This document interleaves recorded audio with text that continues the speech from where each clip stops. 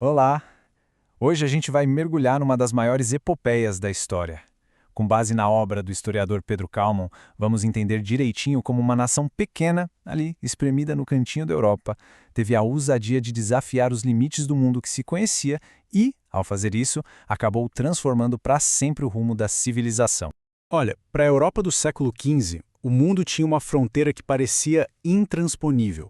O Oceano Atlântico não era só um monte de água, não. Era visto como o fim da realidade, sabe? Um abismo cheio de lendas, de monstros, de terrores. Só que, como o autor Pedro Kallmann nos mostra, para Portugal essa barreira se tornou um convite. Onde todo mundo via um fim, os portugueses enxergaram um começo, um caminho.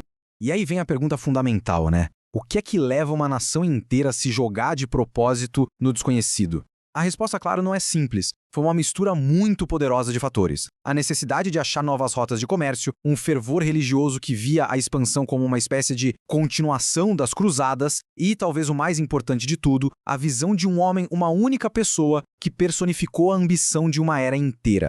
Para a gente entender a audácia portuguesa, primeiro a gente precisa dar um passo atrás e olhar o cenário da Europa no comecinho do século XV. A Europa se sentia confinada, sabe? Meio claustrofóbica. As rotas que já existiam para as riquezas do Oriente, para as especiarias, para as sedas, eram todas controladas por rivais, como Veneza e Gênova, e mais adiante pelos impérios muçulmanos. Existia uma sensação muito clara, como o autor descreve, de que o continente tinha ficado pequeno demais para suas próprias ambições.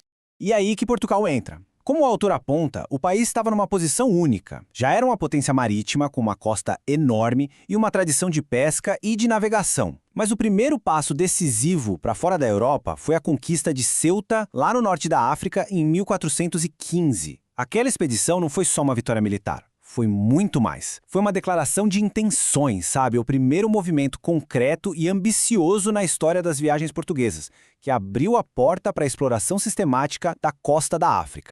Agora, uma empreitada desse tamanho não acontece do nada por acaso. Precisa de uma força motriz, de uma vontade que não desiste. E essa força tinha nome e sobrenome: o infante Dom Henrique, uma figura que a história, mais tarde, ia imortalizar como o príncipe navegador. O autor descreve o infante não só como um príncipe, mas como uma figura super complexa, que era a cara da transição do tempo dele. De um lado, ele era um homem da Idade Média tardia, um cavaleiro sério, grão-mestre da Ordem de Cristo, movido por uma fé religiosa muito profunda. Mas, por outro lado, ele já era um homem da Renascença, com uma curiosidade que não tinha fim, e uma fé na capacidade humana de desvendar os segredos do mundo usando a razão e a ciência. Ele era uma mistura fascinante das forças que moldavam aquela época. Tinha o zelo religioso, o dever de um cavaleiro de lutar contra os mouros e expandir a fé, que era algo central na mentalidade medieval, mas ao mesmo tempo existia essa curiosidade quase moderna, um desejo científico de saber, de mapear, de entender o mundo, que já anunciava a Renascença. Era essa combinação única que fez dele a pessoa certa, no lugar certo e na hora certa. E essa citação, que foi registrada pelo cronista Zurara, ilustra de um jeito brilhante o desejo central dele. Repara que ele não fala de ouro nem de glória, ele fala de saber. Quis saber. Era uma vontade que parecia simples, mas era profundamente revolucionária para a época. Saber o que existia para lá do horizonte, para lá do limite do mundo conhecido.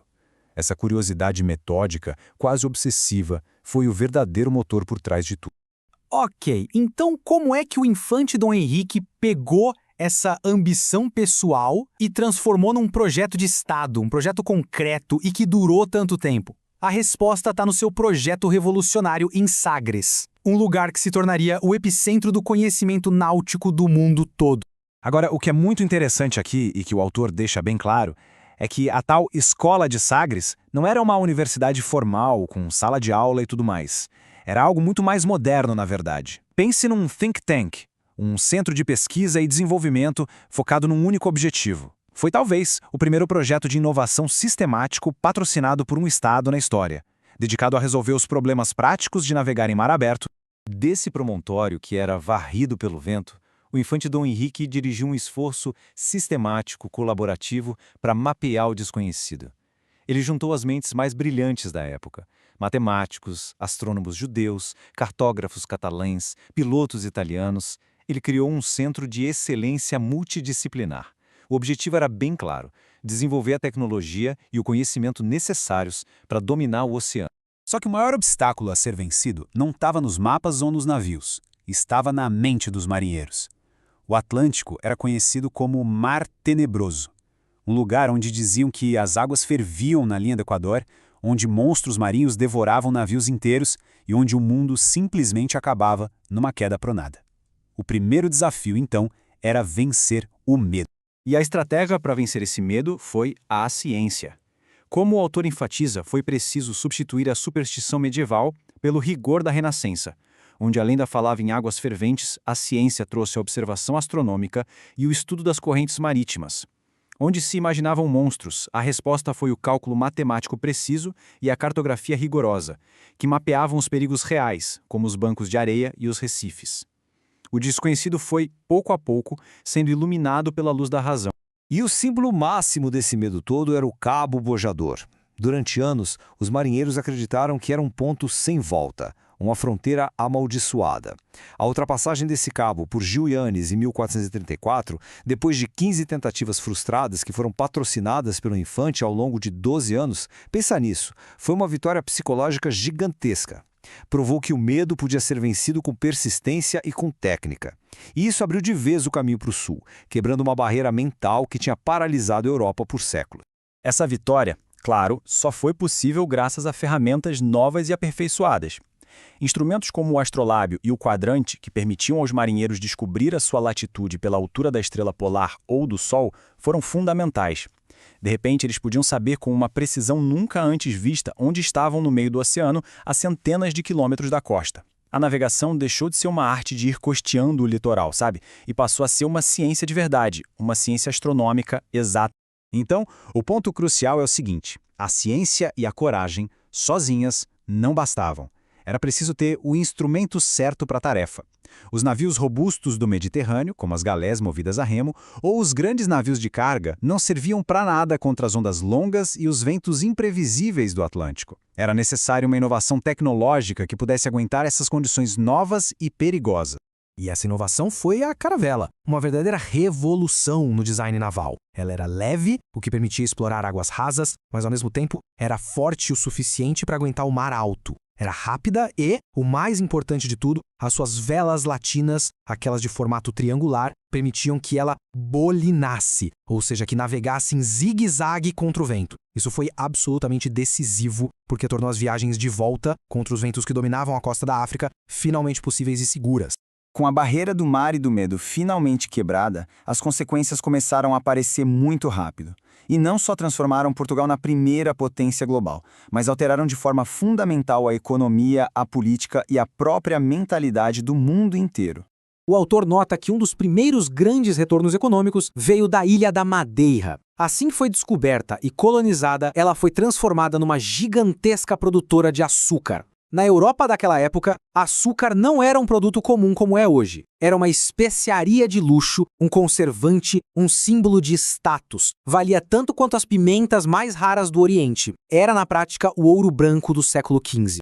Isso estabeleceu um modelo de agricultura de plantação com um engenho de açúcar no centro que se mostrou imensamente lucrativo para a coroa portuguesa. Esse sistema, baseado na monocultura para exportação, se tornou a base econômica não só do Império Português que estava nascendo, mas de outros impérios europeus também. E, como a história viria a mostrar, estaria para sempre ligado à tragédia do tráfico de escravos, moldando economias e sociedades por muitos e muitos séculos.